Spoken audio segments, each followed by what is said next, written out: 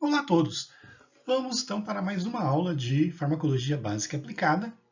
Hoje nós teremos como tema uma doença que acontece com bastante frequência na terceira idade e também acomete alguns jovens. Uma doença que compromete os movimentos da pessoa. Vamos hoje estudar sobre farmacologia e a doença de Parkinson.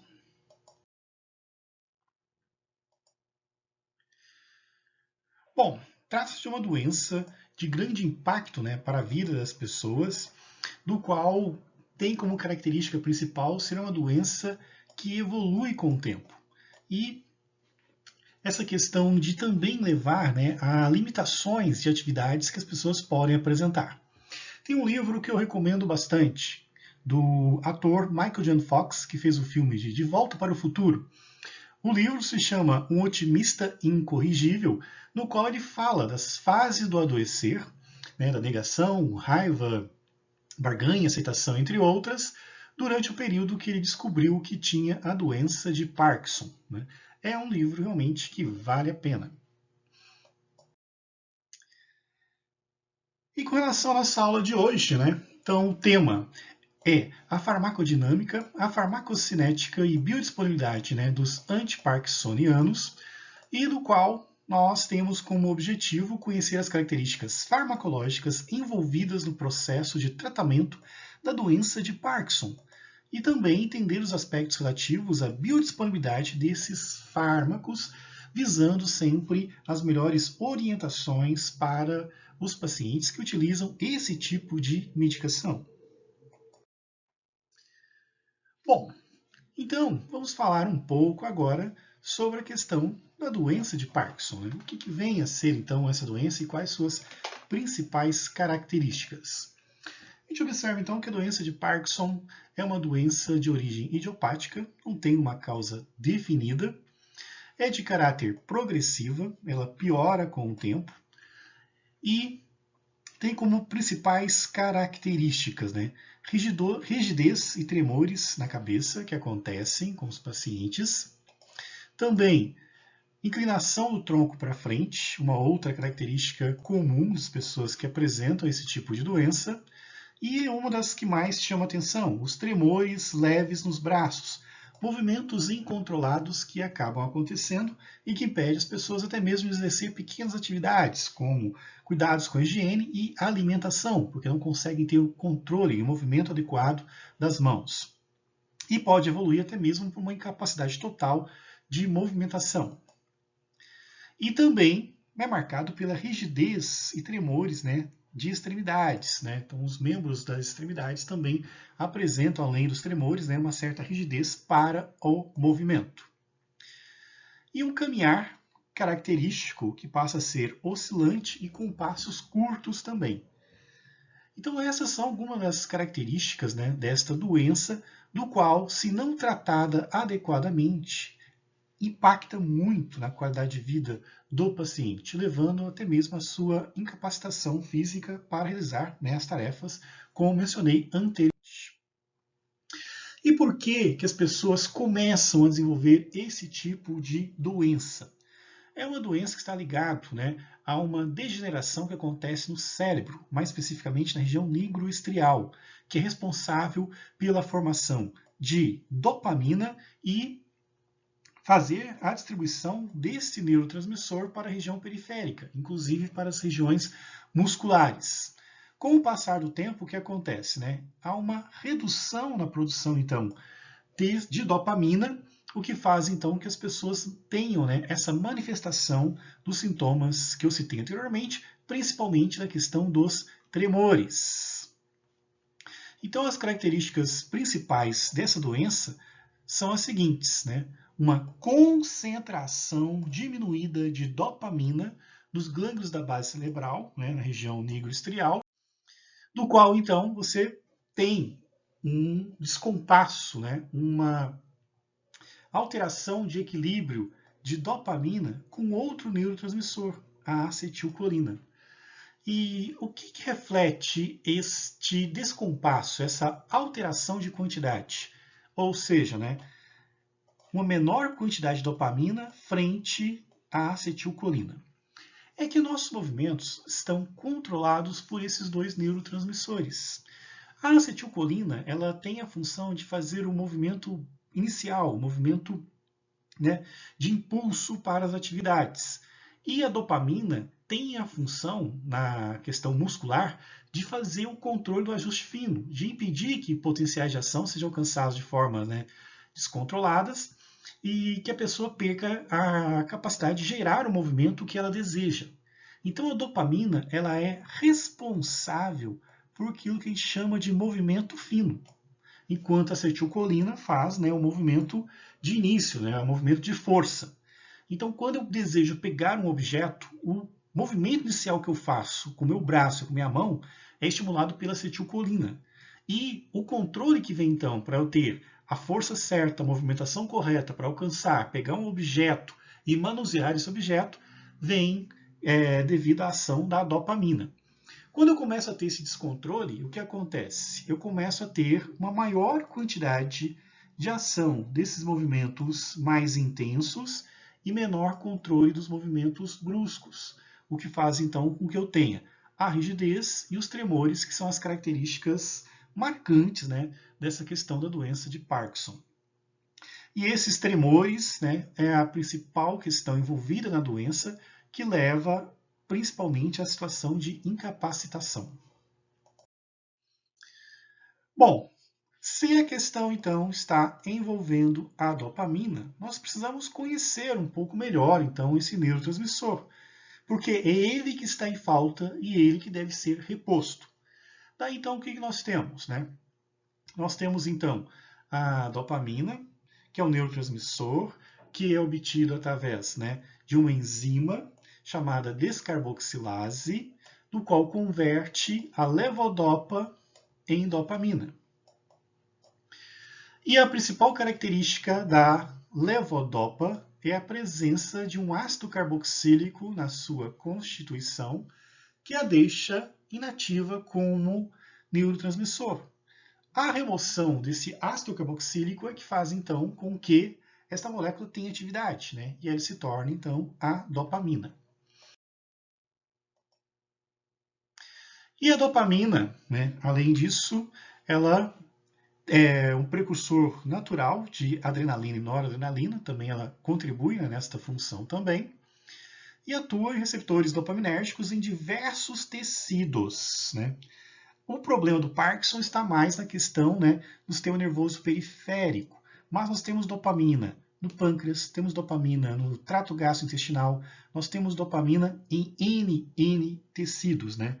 E a questão mais específica do Parkinson está, né, centrada, né, na questão da região cerebral, que há então essa deficiência que manifesta, né, no sistema nervoso periférico, levando então essa dificuldade, né, no controle muscular.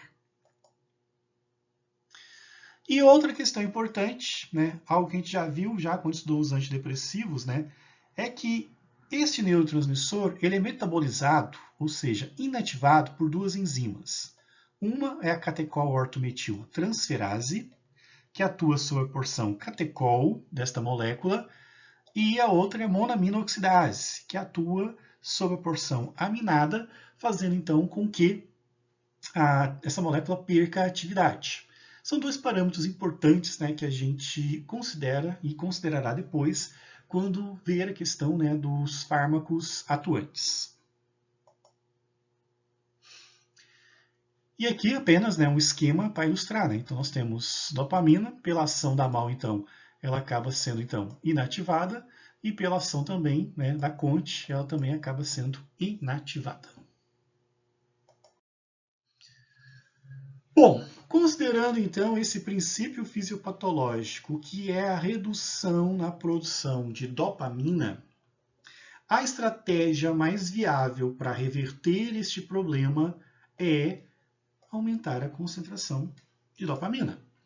A questão que fica é como que eu consigo aumentar essa concentração de dopamina de forma terapêutica, de maneira a reequilibrar esta balança entre dopamina e acetilcolina para que os movimentos fiquem, né, normalizados novamente?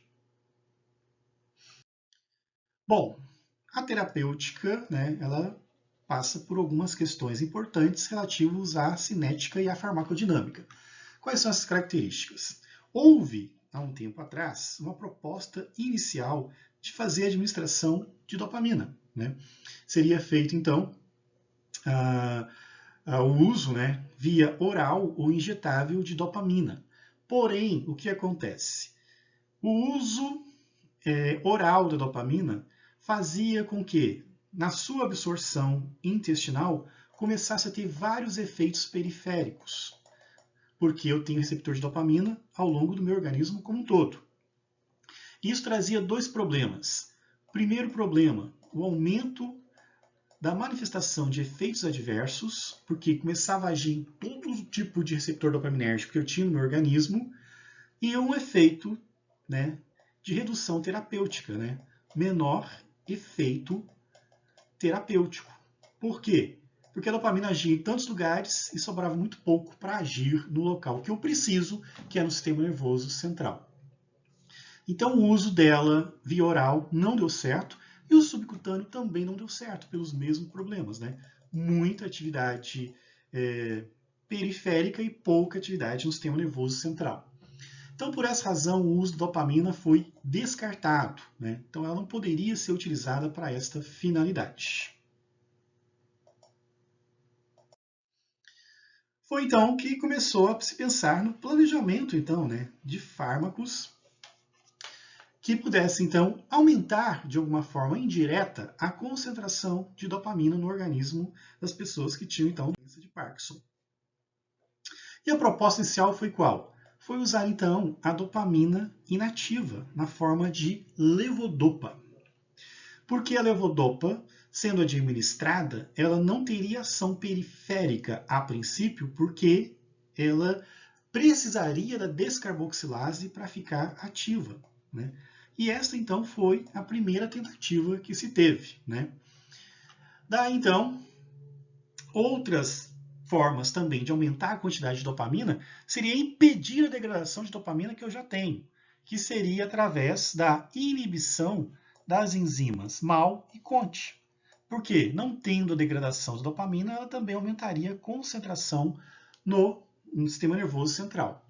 Então eu tenho, basicamente, né, duas estratégias. Uma, usar ela inativa, que depois se tornaria ativa, ou se não, impedir a degradação que já está acontecendo, né, no meu organismo, para que ela tenha quantidade aumentada.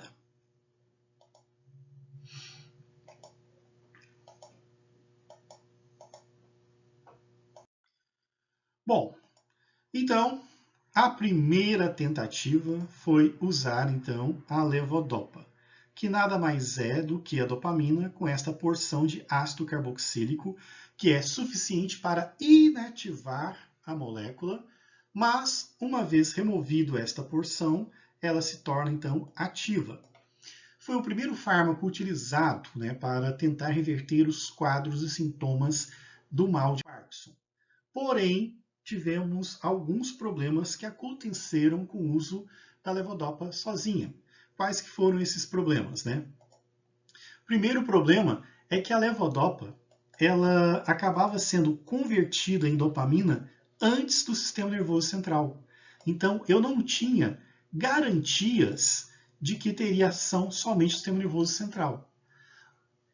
O que acontece? A pessoa toma a levodopa, à medida que ela é absorvida no intestino, a levodopa vai encontrar com a enzima descarboxilase, e esta enzima descarboxilase, né, vai fazer o quê? Vai fazer a conversão da levodopa em dopamina, porém antes do sistema nervoso central. Resultado, começava também a ter efeitos sistêmicos e pouca ação do sistema nervoso central. Resumindo, pouca efetividade e muito efeito colateral. Foi, então, né, descartado o uso isolado da levodopa. A saída encontrada foi encontrar, né, ter-se uma molécula que inativasse a enzima que converte a levodopa em dopamina em nível periférico e não no sistema nervoso central.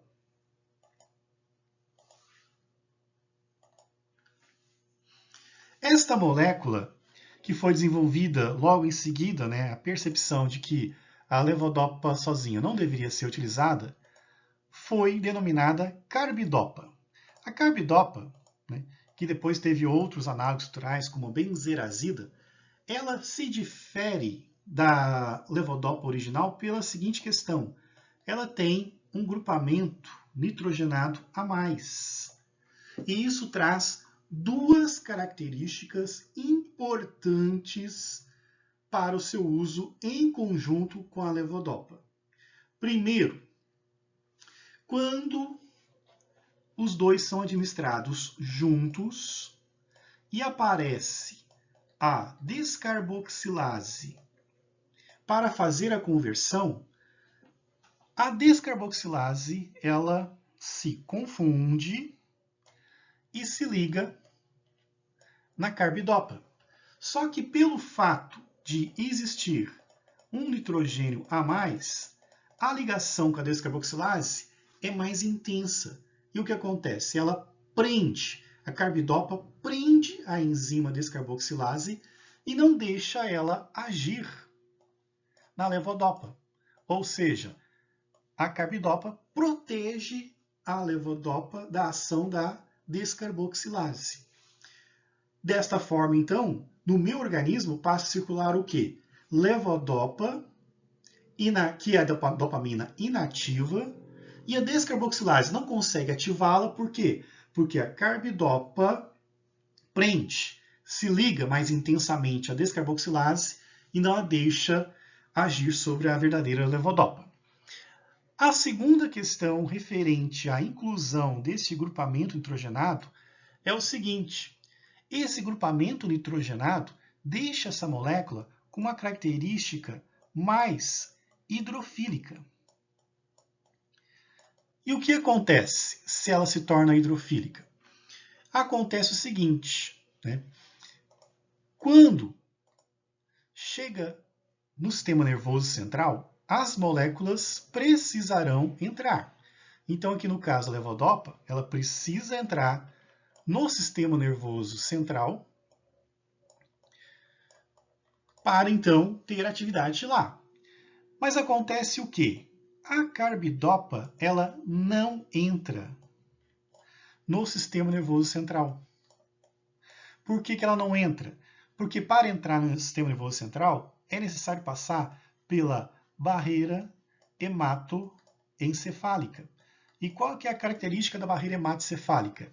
A barreira hematoencefálica, gente, ela é lipofílica. Então, o que acontece? A carbidopa não passa. Só passa quem? Só vai passar, de fato, né, a levodopa. Somente ela acaba passando. Daí, então, o que acontece? Né? A levodopa entra no sistema nervoso central, a carbidopa não entra. Lá no sistema nervoso central, aí sim tem que acontecer a conversão. Daí, então, a descarboxilase não encontra a carbidopa, vai encontrar somente a levodopa e vai fazer a conversão que eu preciso, de levodopa para dopamina. É por essa razão que se usa de forma combinada esses dois medicamentos, levodopa e carbidopa.